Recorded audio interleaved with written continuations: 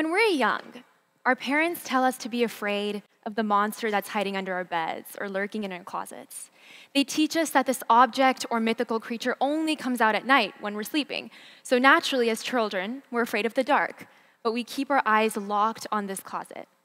If this sounds familiar, raise your hands. Okay, so most of us have been taught to fear this creature, and so we do. Sometimes we even carry this fear with us as we age, up until the moment we turn on the lights, walk to the door, and open it to realize that there's nothing there. There is no object, there is no mythical creature, no threat exists in our room. So in essence, we've been taught to fear something that doesn't exist. But it took for us to walk to that door and to open it to realize that, and to rid ourselves of that fear. Now I want you to think about the first time you did that, the courage it took to walk to that door and to open it. Today, I hope to reawaken this courage within you as we discuss new, more complex fears that may have replaced that trivial one. Today, our world is not completely conservative and not completely liberal, as we well know. Our world is a cosmopolitan one in almost every sense of the word: politics, religion, personal, and societal beliefs. This diverse world has been amplified by the information age that we've entered into and will most likely stay in for quite some time. Scientists claim that the human brain receives 35 gigabytes of information every day. Eric Schmidt, Google's CEO, made a memorable statement in the Technemy conference when, in 2010, he claimed, and I quote, "Every 2 days now, we create as much information as we did from the dawn of civilization," end quote. However, you would think that with more information, our world would suddenly become so much more connected, therefore so much more understanding, and therefore so much more peaceful. However, easy access to big data creates what the Aga Khan refers to as empathy gaps. In his Ogden lecture, he claimed, and I quote, "Information travels more quickly and in greater quantities these days. But the incalculable multiplication of information can also mean more error, more exaggeration, more misinformation, more disinformation, and more propaganda. More information at our fingertips can mean more knowledge and more understanding, but it can also mean more fleeting attention spans, more impulsive judgments, and more dependence on superficial snapshots of events. Communication more often and more easily can bring people closer together, but it can also tempt us to live more and more of our lives in smaller and smaller information bubbles, in more intense, yet often more isolated groupings," end quote. Within these bubbles and within these groupings, we create labels for people, ideas, and environments that we don't have the time to fully digest or research. As we get older and receive more information, we solidify these labels, even if we receive contradictory information. Once a label has been created, it takes large amounts of energy to reverse the stereotype equations that we've already made. An interesting study took place at USC, where neuroscientists wanted to discover the part of the brain that was involved in disagreements. So what they decided to do was place 40 participants through an MRI, which showed a series of controversial statements, such as laws restricting gun ownership should be made more restrictive, or gay marriage should not be legalized. These participants were shown these statements, and the neuroscientists were fascinated because the same part of the brain that is triggered in a physical threat was triggered in this case if the participants did not agree with the statement. The amygdala, or the emotional center of the brain, is triggered when we are perhaps being attacked by a predator. In essence, the home of the fight or flight response. However, the simple fact that we feel threatened in a disagreement made me question why this happens. Why do we create defense mechanisms when we don't agree with other people in order to protect our strongly held beliefs and opinions? I was reading a comic the other day that was inspired by the You Are Not So Smart podcast, and it spoke about this very issue. Essentially, our brain creates a house of our worldviews that is based on our childhood, our adulthood, our various experiences, the people we grew up with, and the family we surrounded ourselves with. When a new piece of information is introduced, our brain creates obstacles for that new idea or perspective in order to preserve the thoughts and stereotypes that we've been developing and perfecting for years. Although I understood the fact that we try to solidify our beliefs more and more every day, why did we fear the fact that perhaps we were wrong? Why are we neurologically triggered when somebody else's opinions don't align with our own? In his podcast, You're Not So Smart, by David Rainey, a psychology writer, photographer, and television host, he claimed, and I quote, "If you were to learn that the Great Wall of China isn't the only man-made object visible from space, you update your model of reality without much fuss. Some misconceptions we give up readily, replacing them with better information when alerted to our ignorance. For other constructs, though, your most cherished beliefs about things like politics, vaccines, and climate change, instead of changing your mind in the face of challenging evidence or compelling counterarguments, you resist. Most people rebound and not only reassert their original beliefs at their original strength, but go beyond that and dig in their heels, deepening their resolve." End quote. This is known as the backfire effect. As explained by Sarah Gimbel, one of the USC neuroscientists involved in the research, she claimed, and I quote, "The response that we see in the brain is very similar to, say, what would happen if you were walking in a forest and came across a bear. Your mind would have this automatic fight or flight response, and your body prepares to protect itself," end quote. In essence, the judgment that we make about a person, idea, or environment transforms into a belief. Now, don't get me wrong. Judgment is a necessity of life. Judgment protects us and our bodies generally from our surroundings. However, one downfall of judgment is that it protects our minds very, very, very strongly.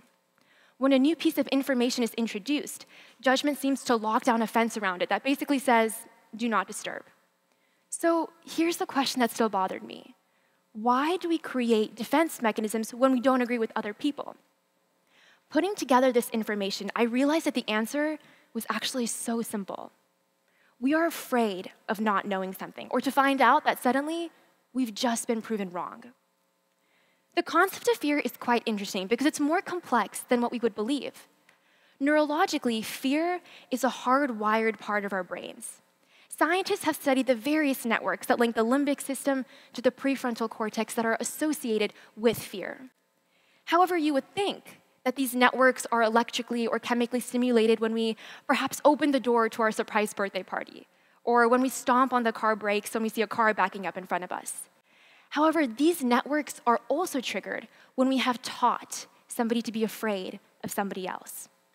Fear is instinctive, but it can also be taught and it can be learned. But let's consider the other side as well. Fear has protected us from day one.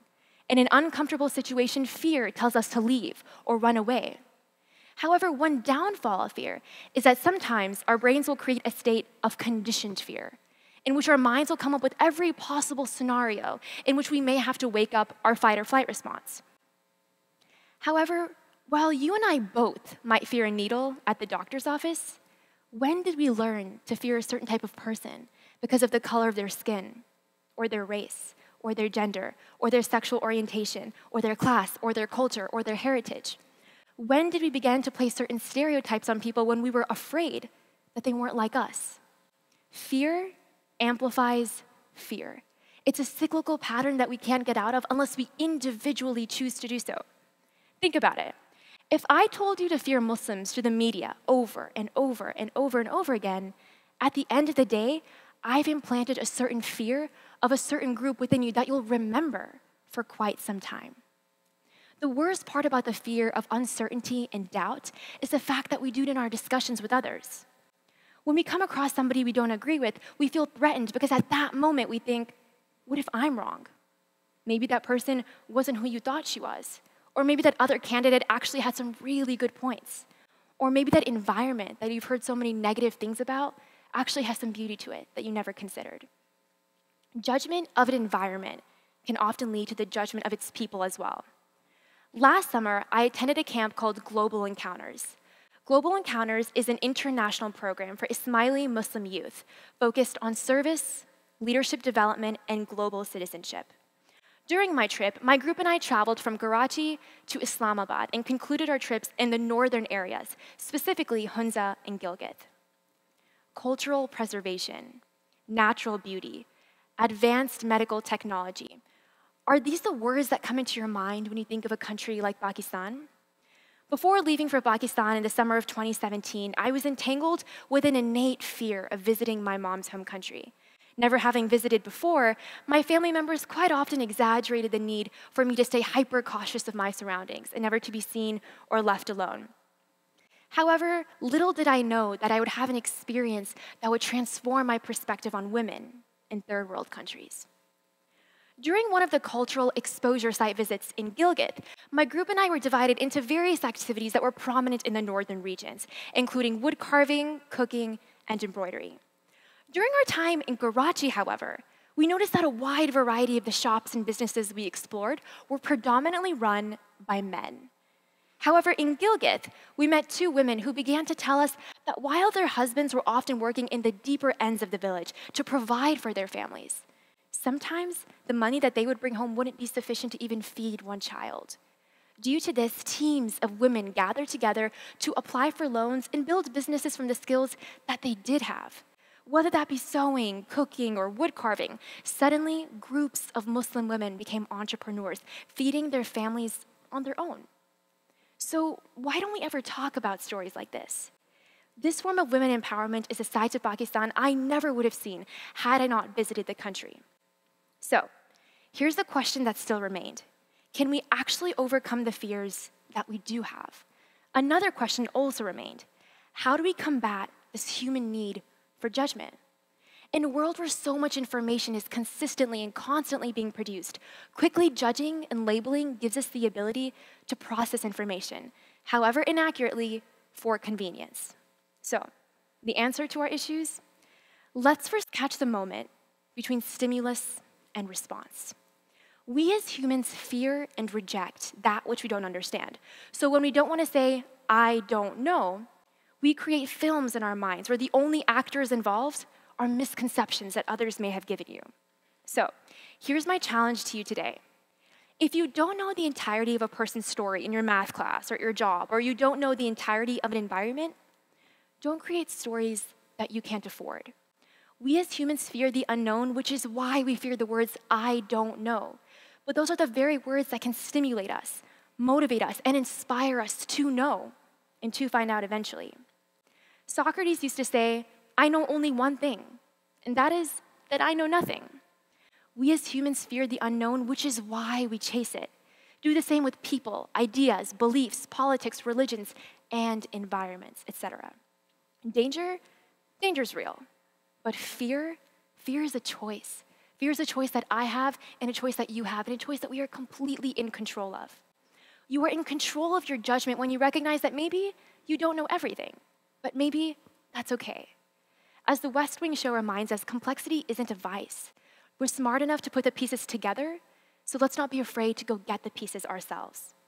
If somebody has taught you that the monster actually does exist, it is up to you to open those closet doors and find out what's actually there. Thank you.